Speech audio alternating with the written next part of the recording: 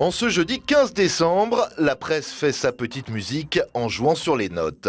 La note est d'abord économique, c'est la Tribune qui irradie sa une avec ce titre « L'euro brûle-t-il ».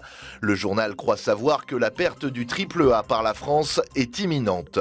Dans les Échos, c'est Alain Juppé qui s'y colle pour nous expliquer que la perte de ce triple A ne serait pas un cataclysme. Les agences de notation sont parfois dans l'appréciation subjective et politique, sans doute faut-il leur accorder moins d'importance, précise le ministre. La notation des profs, ou plutôt leur évaluation, est également en une de plusieurs de vos journaux. Pour l'humanité, les profs sont dévalués. Le quotidien communiste accuse le gouvernement de vouloir liquider leur statut. De son côté, La Croix s'interroge sur la meilleure façon de noter les enseignants et rappelle l'opposition très forte des syndicats sur le sujet, des syndicats qui ont appelé à la grève pour aujourd'hui. La mauvaise note au plan social, elle est pour le Crédit Agricole. D'après les Échos, la banque a un plan pour faire face à la crise, mais il passe par la suppression de plus de 2000 emplois, dont 850 en France.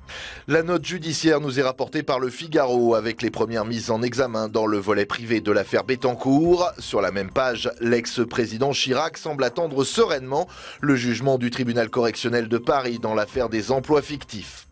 Une note de désespoir pour la presse papier, avec Libération qui revient sur la disparition des kiosques de François sous ce titre « La presse est morte, vive la presse ». Libération étale les cadavres du quotidien de Paris à Info Matin. La note, c'est également celle de votre abonnement de téléphone portable. Elle pourrait baisser grâce à l'arrivée sur le marché d'un nouvel opérateur.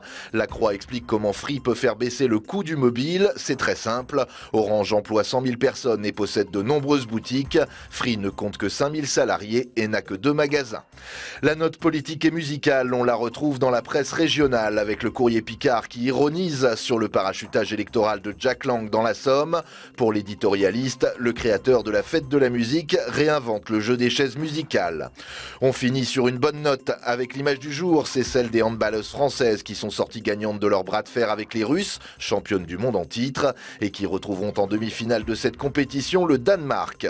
À chacun sa note. Pour votre revue de presse, c'est la note finale.